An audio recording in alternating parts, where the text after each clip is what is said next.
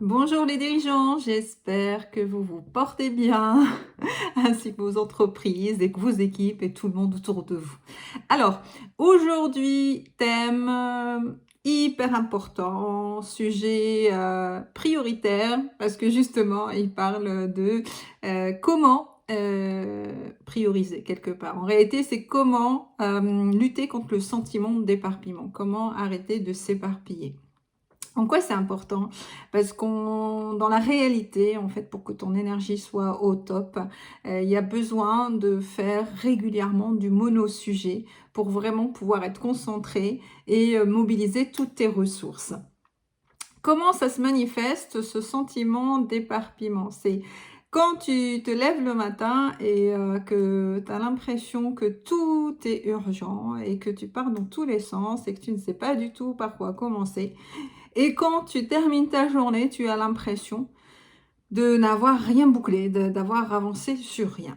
Ça, il y a de fortes chances qu'on soit dans l'éparpillement si en parallèle, ça s'accompagne par de la fatigue, du manque de concentration qui commence à arriver.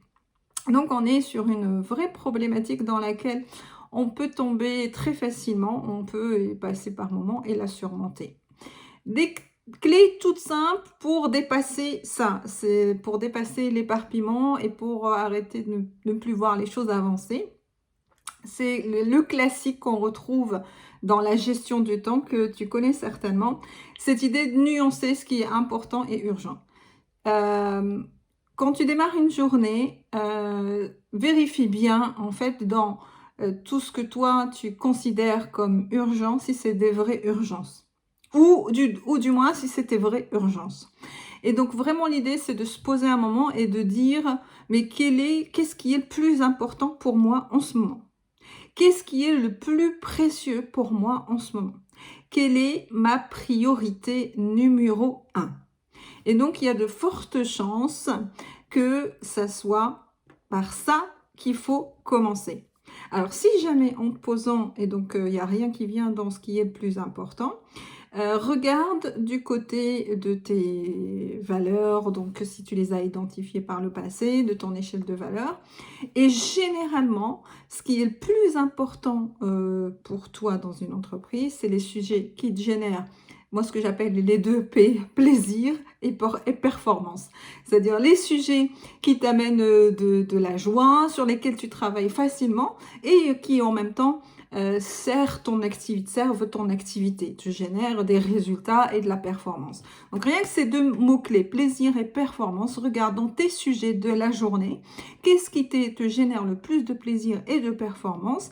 Et donc, c'est par ces sujets-là qu'il faut commencer ta journée. Si ton énergie est au top le matin, c'est par ces sujets-là qu'il faut commencer. Et le reste, c'est dans un deuxième temps, ou soit c'est à sous-traiter ou à déléguer. Alors, si ce qui se passe dans la réalité des faits, c'est que on a des personnes, j'ai des personnes des fois qui savent ça, qui savent par quoi il faut commencer, mais qui se retrouvent, on va dire, enterrés ou qui se font absorber par les urgences des autres ou par les sujets importants des autres. Donc là, on va être dans le sujet de savoir dire non, qui est la deuxième clé. Il se peut que ce soit dans ce cas de figure ou pas, mais allez regarder du côté de savoir dire non. Le savoir dire non, c'est mettre à distance, ça ne veut pas dire rejeter l'autre ou alors l'envoyer bouler, mais surtout, c'est mettre à distance tout ce qui n'est pas en cohérence avec ta priorité. Et donc, c'est là où on va retrouver tout ce qui est travail sur l'assertivité, l'alignement, dire quand je dis oui à l'autre, bien vérifier que je ne suis pas en train de dire non à moi-même et surtout vérifier l'enjeu. Voilà, qu'est-ce que j'ai à perdre, qu'est-ce que j'ai à gagner quand je suis en train de dire oui à l'autre. Et dernier élément, une fois que tu as nuancé ça, c'est vraiment de gérer dans ta journée, tout ce qui est hyper, connexion, les notifications. C'est quelque chose qui est très, très nuisible à ta capacité de concentration et à ta capacité à faire ce qu'on appelle du deep working.